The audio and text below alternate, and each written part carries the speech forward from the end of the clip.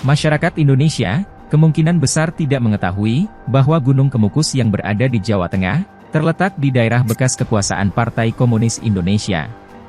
Fakta sejarah ini sangat relevan karena menjadi akar mengapa di lokasi tersebut bisa ada ritual seks yang berkembang, sehingga sering ramai dibahas dalam media nasional maupun internasional.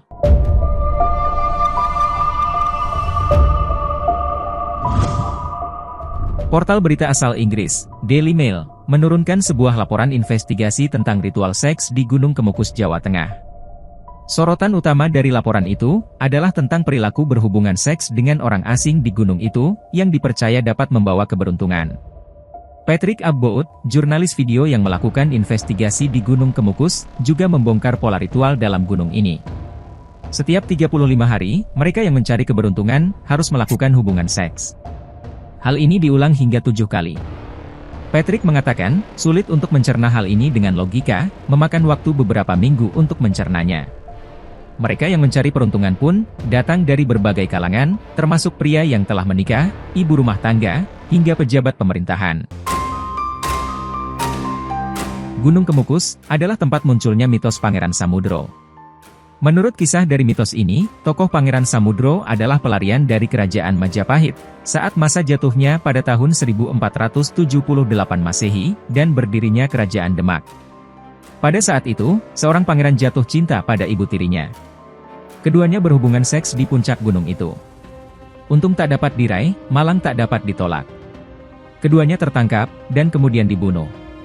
Di puncak gunung ini, konon terletak makam Pangeran Samudro, dan kekasih sekaligus ibunya, Dewi Ontrowulan, serta 7 makam pengiringnya dan kudanya, yang juga dianggap sebagai tempat-tempat keramat.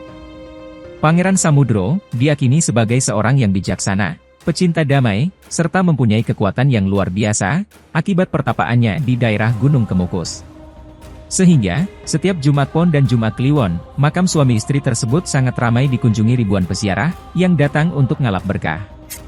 Akan tetapi, peziarah hanya akan mendapati kekuatan tersebut, jika ia melakukan seks dengan lawan jenis, yang mana bukan suami atau istrinya.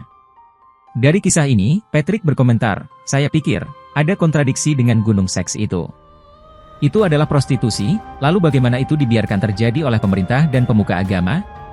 Keheranan Patrick itu berdasar juga pada retribusi yang ditetapkan pemerintah setempat, karena menganggap Gunung Kemukus adalah kawasan wisata.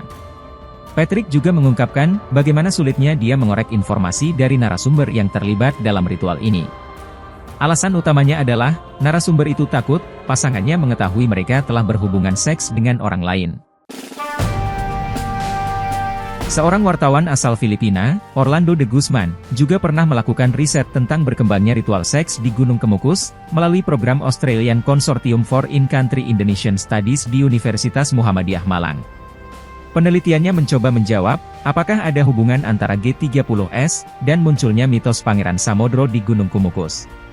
Ritual yang menyiratkan hubungan seks, berdasar dari sebuah kalimat yang konon dibicarakan Pangeran Samudro sebelum dia menghembuskan nafas terakhirnya.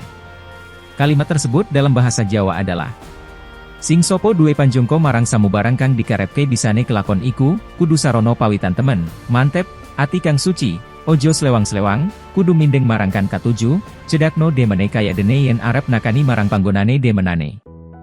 Artinya, barang siapa yang berhasrat, atau punya tujuan untuk hal yang dihendaki, maka untuk mencapainya harus dengan kesungguhan, mantap, dengan hati yang suci, jangan serong kanan atau kiri, harus konsentrasi pada yang dikehendaki, dekatkan keinginan, seakan-akan seperti menuju ke tempat kesayangannya.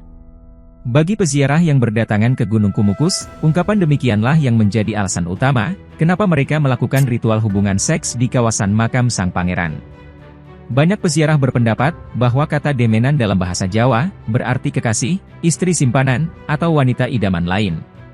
Apalagi diyakini, bahwa ritual hubungan seks lebih mujarab, kalau dilakukan sebanyak 7 kali berturut-turut setiap selapan, sesuai dengan hari yang tepat, seperti Jumat Kliwon serta Jumat Pon. Sampai sekarang, versi mitos ini yang paling tersohor, dan diyakini kebanyakan ziarahwan yang berdatangan di Kabupaten Sragen, sehingga, citra Gunung Kemukus identik dengan pariwisata seks. Praktek ritual seks dinilai sebagai suatu peninggalan dari kepercayaan pra-Islam, yaitu Hindu Saiwa, yang tidak keberatan mengenai hubungan ritual seks antara lingga dan yoni. Perlu dicatat, ritual di sini adalah upaya yang dilaksanakan oleh masyarakat sesuai dengan kepercayaan mereka terhadap berbagai mitos yang berkembang. Banyak sekali cerita di Jawa yang menggambarkan bahwa pemenuhan harapan orang Kejawen tidak cukup hanya dengan bekerja dan bersembahyang. Ada upaya lain yang harus mereka lakukan, yaitu ritual. Bapak Antropologi Indonesia, Kuncharaningrat, pernah berpendapat dalam bukunya Javanese Culture 1985, bahwa gerakan kebatinan yang melibatkan berbagai macam ritual, adalah jawaban dari berbagai kalangan di masyarakat Jawa, yang memerlukan kehidupan. Menurut penelitian De Guzman pada tahun 1964, ada sedikitnya 360 aliran kecil yang terdaftar di pengawas aliran kepercayaan masyarakat dalam Departemen Agama. Namun, setelah G30S pada tahun 1965, banyak aliran kecil yang dibubarkan, karena mereka dianggap simpatisan Partai Komunis Indonesia. Menjelang peristiwa G30S pada tahun 1965, Kabupaten Sragen, serupa tempat-tempat miskin lainnya di Jawa Tengah yang tergantung pada hasil dari ladang tebu, mengalami ketegangan antara kubu santri, yang kemudian terlibat dalam ronda-ronda NU dan kubu abangan, yang cenderung terlibat dalam gerakan PKI. Telah dibuktikan bahwa ketegangan antar kubu bermunculan di beberapa kalangan, sebelum G30S memicu pembasmian simpatisan PKI. Ketegangan yang disertai kekerasan yang horizontal antar masyarakat, dipicu berbagai faktor, terutama adalah campur tangan Angkatan Darat, krisis ekonomi, kemiskinan, dan ideologi revolusioner yang melanda, dan mendesak masyarakat. Menurut kajian Hermawan Sulistyo, ekonomi di Indonesia pada paruh pertama 1960-an, merosot dengan cepat. Inflasi melonjak dari 2 digit menjadi 3 digit, sehingga pada tahun 1965 mencapai 650%. Keadaan ekonomi yang sangat buruk ini, mendesak pemerintah untuk mengadakan kebijakan yang tidak disukai banyak kalangan, yaitu senering, atau pemotongan nilai mata uang, sehingga Rp1.000 menjadi Rp1.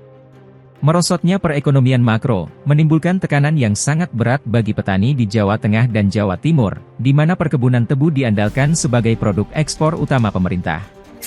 Pada 1960-65, tingkat inflasi begitu tinggi, sehingga petani tebu sendiri bahkan tidak mampu membeli gula yang mereka memproduksinya, dan biaya hidup meningkat 3 atau 4 kalinya di atas upah standar. Keadaan yang sangat buruk ini, mendesak para petani untuk mempraktekkan reformasi hak milik tanah di seluruh Jawa Timur dan Jawa Tengah. Akan tetapi, program ini gagal, sehingga, bentrokan yang terjadi, bukanlah bentrokan Marxis, akan tetapi bentrokan horizontal antar tingkat kelas yang sejajar.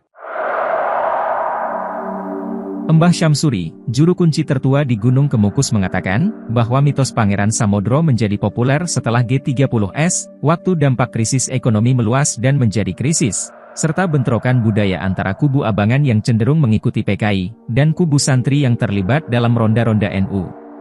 Menurut dia, Gunung Kemukus tidak lepas dari horor itu. Mbah Syamsuri melihat dengan mata kepalanya sendiri, pembasmian 9 warga oleh aparat keamanan. Mayat-mayat tersangka anggota PKI itu, dikubur massal di sebuah lubang di dekat Gunung Kemukus. Kalau mitos Pangeran Samodro ditinjau kembali dengan kacamata sejarah PKI, maka kita melihat, bahwa Pangeran Samodro adalah pelarian bala tentara Islam dari Kerajaan Demak, dan dia membela daerah Kemukus dari serbuan prajurit Islam. Tahun 1960-an, Gunung Kemukus diserbu lagi oleh prajurit Islam, yaitu para ronda pemuda NU yang terlibat dalam pembasmian masyarakat non-santri, yang dituduh sebagai anggota PKI. Sangat menarik, bahwa tema bentrokan kebudayaan antara santri dan abangan, kembali menghantui Gunung Kemukus.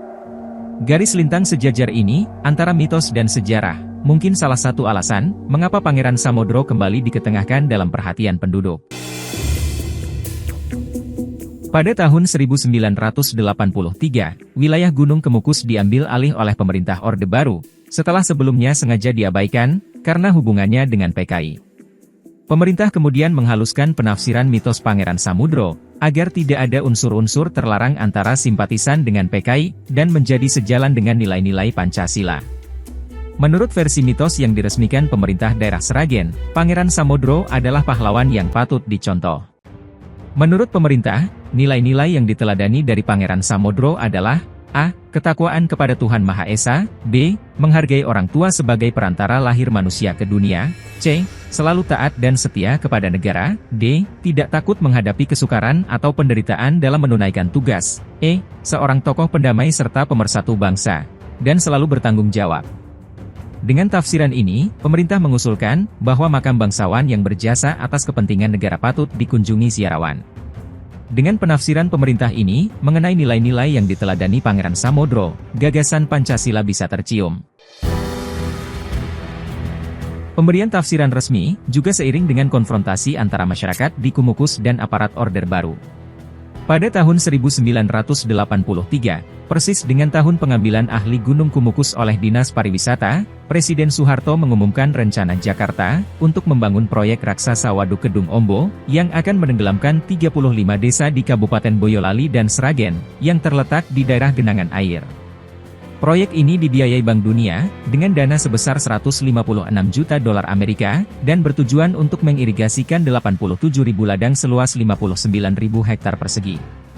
Namun, untuk mengadakan proyek ini, sekitar 5.000 kepala keluarga yang menetap di daerah genangan waduk, harus ditransmigrasikan ke Pulau Bengkulu.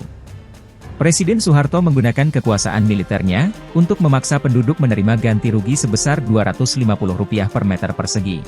Haknya itu hitung-hitungannya bagaimana, nggak dimusyawarah. Itu bayarannya nggak setimpal, bahkan kalau dibelikan beras ini tidak cukup untuk memakan keluarga. Kalau mau caranya gimana? Harapan saya keringkan dulu. Nantinya uang di dalam bungkusan itu harus mau. Kalau nggak mau berarti ini masih ada sisa PKI.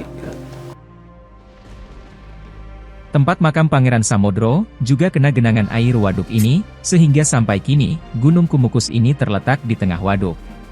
Peziarah yang berdatangan saat musim hujan, harus menyeberang air dengan menggunakan perahu, dan bukit itu, serupa sebuah pulau di tengah laut.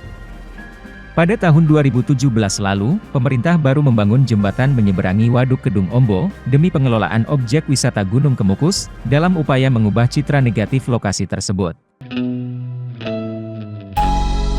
Menurut rangkuman Anton Lucas, seorang sejarawan asal Australia dalam penelitian Land Disputes in Indonesia, Some Current Perspective 1990, penggusuran yang dilakukan pemerintah demi pembangunan Waduk Kedung Ombo, adalah penggusuran terbesar dalam sejarah negara Indonesia. Hal ini mengakibatkan kembali suburnya mitos asli Pangeran Samudro, sebagai pelindung melawan tekanan pemerintah di antara penduduk desa-desa yang kena genangan waduk. Krisis moneter pada akhir tahun 1990-an, membuat jumlah peziarah ke Gunung Kumukus meningkat, demi sebuah mitos dan ritual ngalap berkah, yang menjanjikan rezeki dan kekayaan. Dan walaupun kelompok-kelompok Islam berupaya untuk membubarkan ritual di Gunung Kumukus, De Guzman menilai, bisnis ziarah, sebenarnya sangat menguntungkan. Menurut laporan keuangan Kabupaten Sragen, pendapatan asli daerah dari penjualan karcis retribusi Gunung Kumukus pada Jumat Kliwon tahun 2004, menghasilkan Rp160 juta, dan pada hari biasa Rp39 juta. Jumlah ini merupakan pendapatan asli daerah yang terbesar di Kabupaten Sragen, dibandingkan dengan hasil penjualan karcis retribusi lainnya. Dalam jumlah pendapatan asli daerah ini, belum terhitung keuntungan dari bisnis-bisnis swasta yang berkembang di Kumukus, seperti warung-warung, jasa ojek, penjualan karcis parkir, retribusi penitipan sepatu, penjualan bunga sekar, prostitusi, dan lain-lain. Gunung Kumukus sangat berorientasi pada pemungutan uang dari pengunjung, sehingga kesan sakral tempat itu hilang dalam suasana yang lebih serupa pasar.